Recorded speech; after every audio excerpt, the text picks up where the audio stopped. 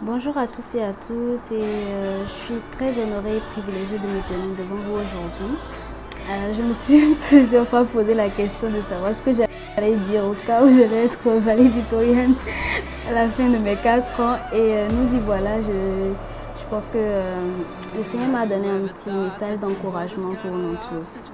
Je ne vais pas commencer mon message sans d'abord remercier tous nos pasteurs, pasteur Kaozi, pasteur Serge, pasteur Pablo, pasteur Abou, moi Lila, maman Liane, toutes les personnes qui nous ont soutenus, tous nos professeurs du vendredi soir, pasteur Benji, pasteur Graham, pasteur Price, pasteur William, les traducteurs, pasteur Serge, frère Joël toutes les personnes vraiment qui intervenaient pour Purpose et qui continuent d'intervenir pour Purpose. Merci pour tous ceux qui traduisent les livres de l'anglais en français pour permettre aux étudiants français de pouvoir avoir des matériels pour pouvoir faire les cours de Purpose. Je vous remercie et je rends grâce pour vos vies.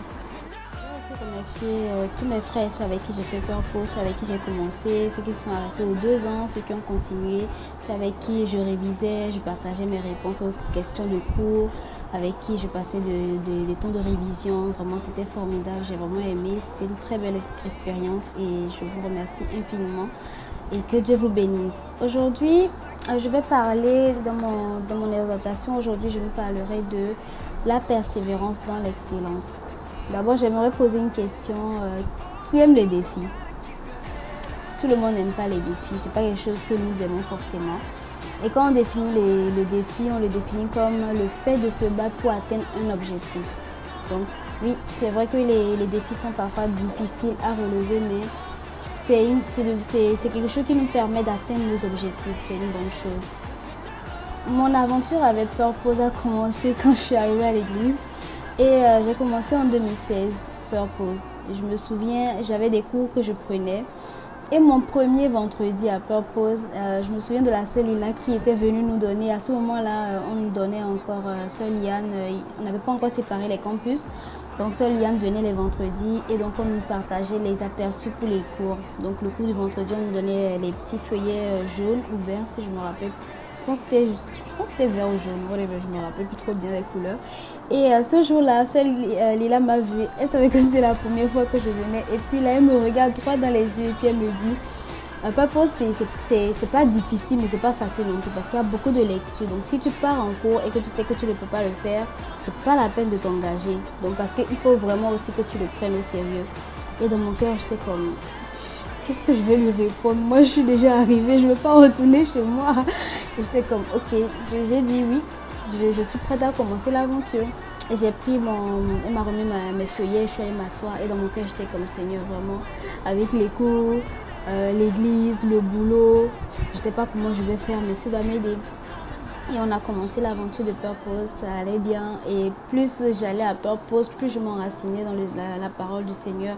J'apprenais de nouvelles choses et j'avais beaucoup de nouveaux défis à relever. Et tout se passait bien jusqu'à ce que je finisse mes 2 ans. Au moment où je finissais mes 2 ans, je finissais aussi mes cours. Et je me suis rendu compte au final qu'avec beaucoup de discipline, on peut vraiment relever nos défis. Parce que j'ai fini Purpose, j'avais de très bonnes notes. J'avais pas de mauvaises notes, j'avais de très très bonnes notes. Et pour mes cours aussi, j'ai fini avec mention honorifique avec 97% comme note finale de passage. Donc je me suis dit, oh Seigneur, vraiment, avec toi, on peut pas perdre, on ne peut pas échouer. Et j'ai remis encore mes 2 années qui devaient suivre au Seigneur. Je lui ai dit, ah Seigneur, tu as permis que je puisse finir mes cours et aussi Purpose. J'ai validé mes 2 ans. Donc tu vas m'aider aussi pour que je puisse valider aussi mes 2 autres années et peut-être même permettre que je sois valédictorienne. C'était une prière que j'avais faite. C'était pas quelque chose du genre, oh si je suis pas valédictorienne, je vais mourir. Non, mais vraiment, je me disais, Seigneur, j'ai vu beaucoup d'autres sœurs. Par exemple, la sœur Solange, Djembou. Elle est mariée, elle avait les enfants, mais elle finissait Purpose et elle a fini valédictorienne. Je me suis dit, mais si mes soeurs comme ça, qui sont mariées, ont pu finir valédictorienne à Purpose, moi je ne suis pas mariée, je suis célibataire, qu'est-ce qui m'empêche d'être valédictorienne? Rien. Donc je me suis dit, je vais me mettre au travail, je vais vraiment persévérer, je ne vais pas abandonner. Je ne vais pas abandonner. Et c'est ce que j'ai fait.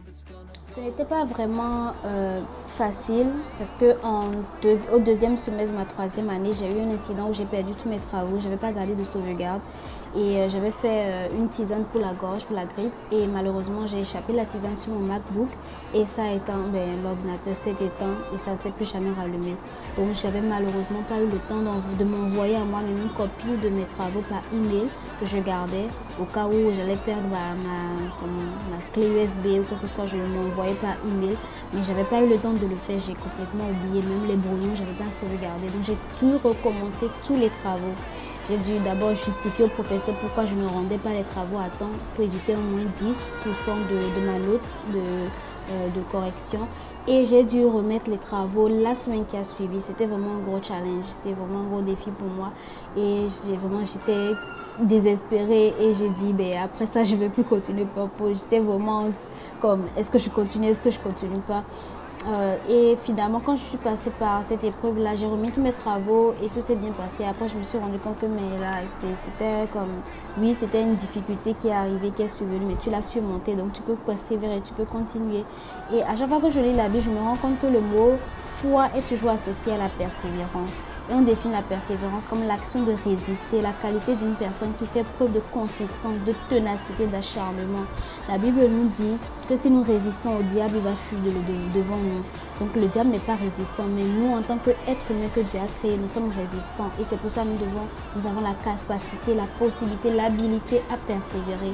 Et dans la Bible, nous avons plusieurs passages qui nous parlent de la persévérance, comme dans Josué 1, verset 6, 7, 9, Philippiens 3, 14, Galates 6, 9, Romains 5, 3, 4, 2 Timothée 2, 12, Proverbes 19, 15, Romains 12, 12.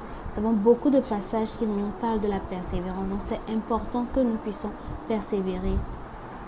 Persévérer dans la prière, persévérer dans l'enseignement des études bibliques, persévérer dans l'évangélisation, persévérer dans l'affliction, persévérer dans toutes les épreuves qui vont survenir sur notre chemin, que ce soit dans notre marche avec le Seigneur ou dans nos vies personnelles, dans nos vies professionnelles, dans tout aspect de nos vies, nous devons persévérer.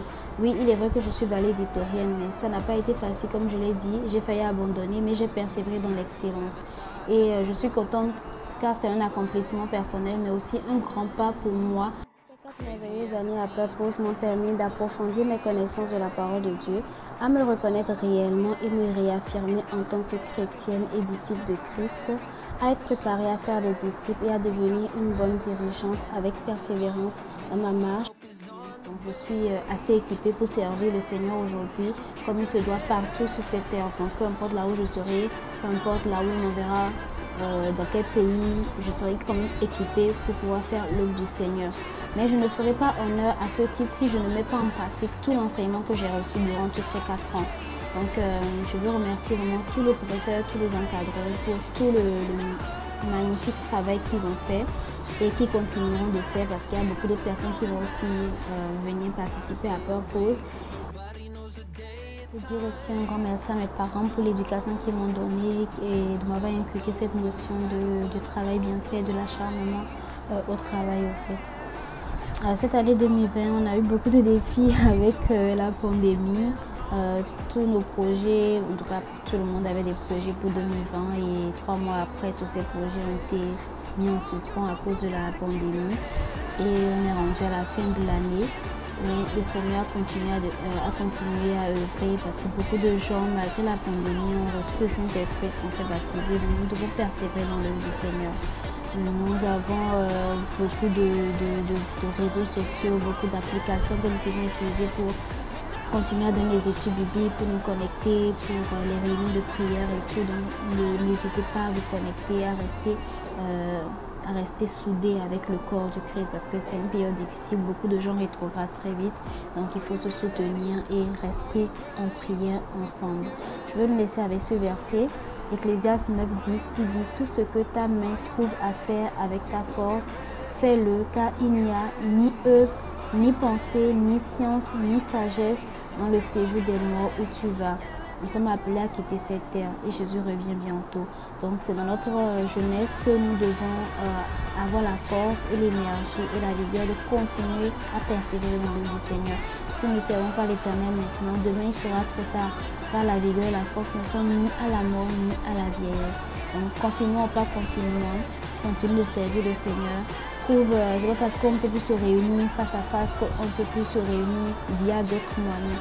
Donc restons toujours soudés dans la prière. Continuons à prendre des nouvelles des uns des autres et à continuer à faire l'œuvre du Seigneur. Je vais me laisser avec cette question ce soir. Est-ce que nous allons abandonner ou rester des soldats pour Christ? Allons-nous abandonner ou demeurer des soldats pour Christ? On est en fin d'année, je vais vous souhaiter bon Noël, bonne fin d'année, bon début d'année 2021. Et même si on n'est pas en présentiel, je suis vraiment honorée d'être devant vous, de faire ce discours en tant que valédictorienne de cette année 2020. Et je vous remercie pour tout votre soutien, merci pour votre amour. J'espère que vous et vos familles vous portez bien. Soyez bénis et que Dieu vous fasse persévérer.